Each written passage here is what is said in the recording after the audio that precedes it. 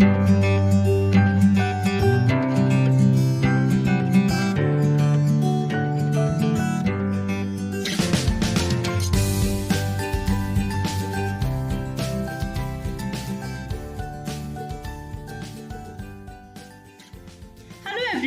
Welcome to Mishra online classes. मैं हूं निशा मिश्रा और आज के इस वीडियो में आपके लिए लेके आई हूं इकोनॉमिक्स के फर्स्ट एंड सेकंड चैप्टर का क्वेश्चन बैंक।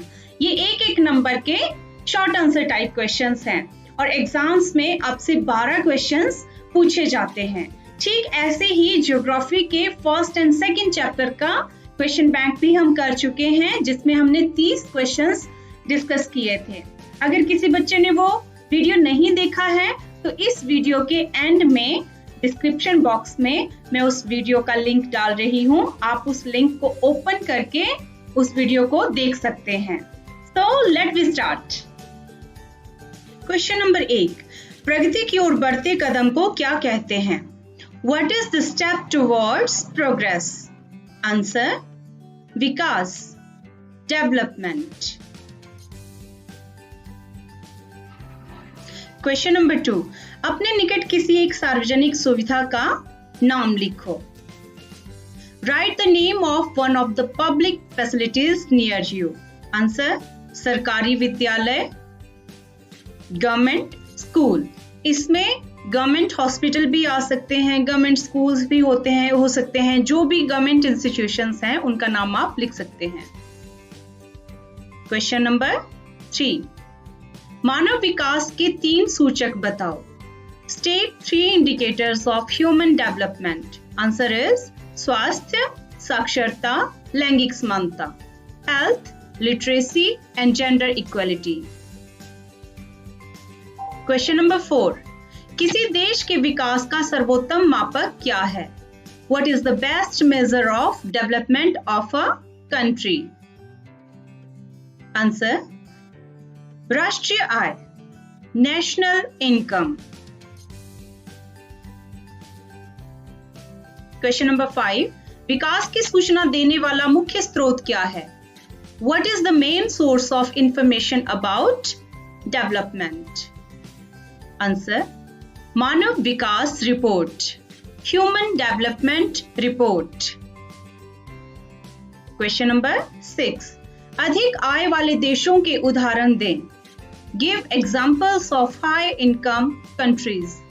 Answer, संयुक्त राज्य America, USA, United kingdom, Japan, Germany और सिंगापुर। क्वेश्चन नंबर 7, प्रति व्यक्ति आय या औसत आय की परिभाषा दें। डिफाइन पर कैपिटा इनकम और एवरेज इनकम। आंसर, एक वर्ष में किसी देश की कुल राष्ट्रीय आय को कुल जनसंख्या से भाग देने पर जो आय प्राप्त होती है उसे प्रति व्यक्ति आय या औसत आय कहते हैं। कुल आय ऑब्लिक कुल जनसंख्या इज इक्वल टू प्रति व्यक्ति आय। The income which is obtained by dividing the total national income of a country by the total population in one year is called the per capita income. Total income oblique total population is equal to per capita income. Question number 8, शिशु मृत्यु दर से आप क्या समझते हैं? What do you understand by infant mortality?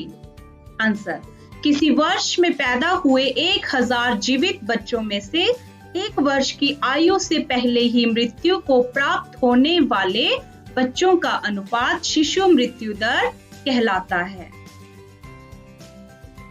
Out of 1000 live children born in a year, the ratio of children who died before the age of 1 is called infant mortality. Question number 9, साक्षरता दर किसे कहते हैं? What is the literacy rate? Answer, 7 वर्ष और उससे अधिक आयु के लोगों में साक्षर जनसंख्या का अनुपात साक्षरता दर कहलाता है। The literacy rate is the ratio of literate population among the people aged 7 years and above. Question number 10, निवल उपस्थिति अनुपात किसे कहते हैं? What is the net attendance ratio? 14 तथा 15 वर्ष की आयु के स्कूल जाने वाले कुल बच्चों का उस आयु वर्ग के बच्चों के साथ प्रतिशत निवल उपस्थिति अनुपात कहलाता है. The percentage of total children going to school between the age of 14 and 15 with the children of that age group is called net attendance ratio. Question number 11. HDP का पूरा नाम क्या है? What is the full form of HDP? Answer. Manav Vikas report. Human Development Report. Question number 12. भूमिगत जल का सर्वाधिक प्रयोग किस उद्देश्य की पूर्ति के लिए किया जाता है? Underground water is most commonly used for which purpose? Answer. सिंचाई के लिए. For irrigation. Question number 13. भारतीय अर्थव्यवस्था के कितने क्षेत्रक हैं? उनके नाम लिखो. Name the number of sectors of Indian economy. Answer. भारतीय अर्थव्यवस्था के 3 क्षेत्रक हैं, प्राथमिक क्षेत्रक, द्वितीय क्षेत्रक और तृतीय क्षेत्रक. There are 3 sectors of Indian economy: primary sector, secondary sector and tertiary sector.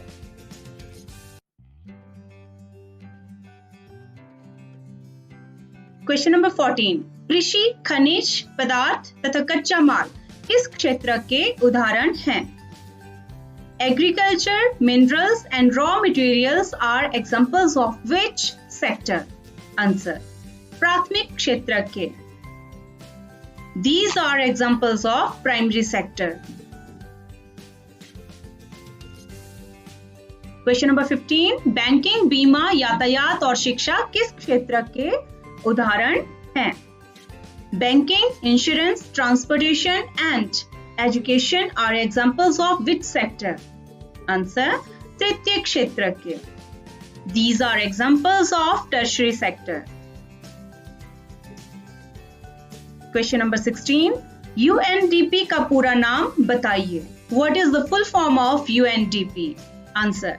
United Nations Development Program. Question number 17. GDP का पूरा नाम बताइए. What is the full form of GDP? Answer. सकल घरेलू उत्पाद. Gross Domestic Product. Question number 18. MNREGA का पूरा नाम बताइए. What is the full form of MNREGA? Answer. Mahatma Gandhi राष्ट्रीय ग्रामीण रोजगार गारंटी अधिनियम. Mahatma Gandhi national rural employment guarantee act. Question number 19.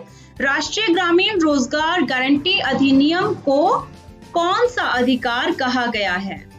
Which right has been called the National Rural Employment Guarantee Act?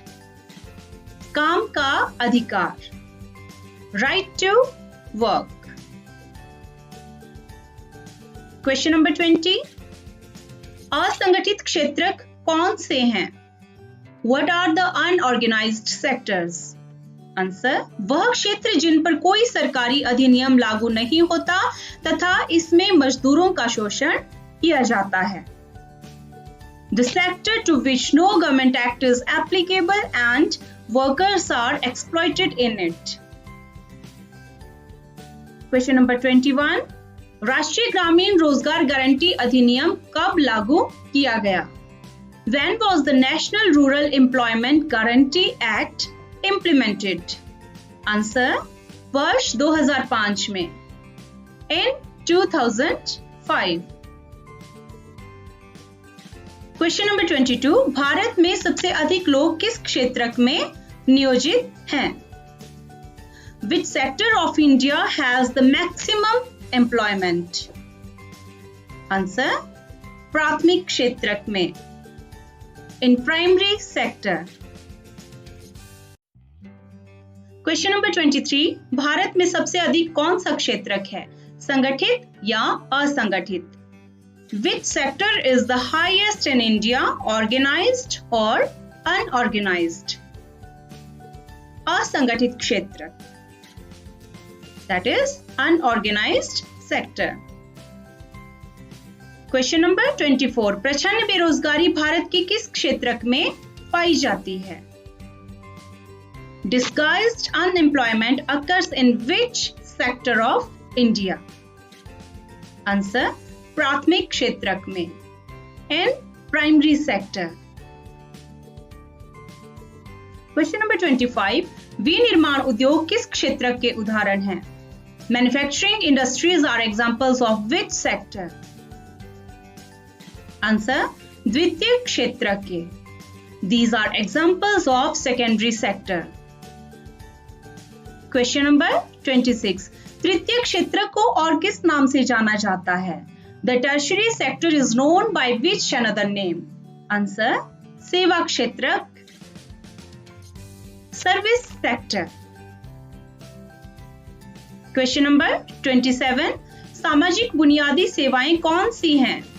Which are social basic services? Answer, शिक्षा, स्वास्थ्य तथा आवास, education, health and housing.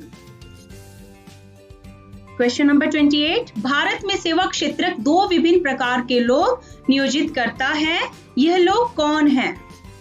The service sector of India employs two different types of people, who are these people?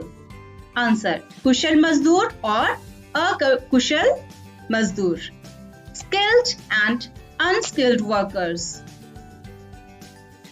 Question number 29, सकल घरेलू उत्पाद क्या होता है? What is gross domestic product? सभी क्षेत्रों के अंतिम उत्पादन का बाजारी मूल्य सकल घरेलू उत्पाद कहलाता है।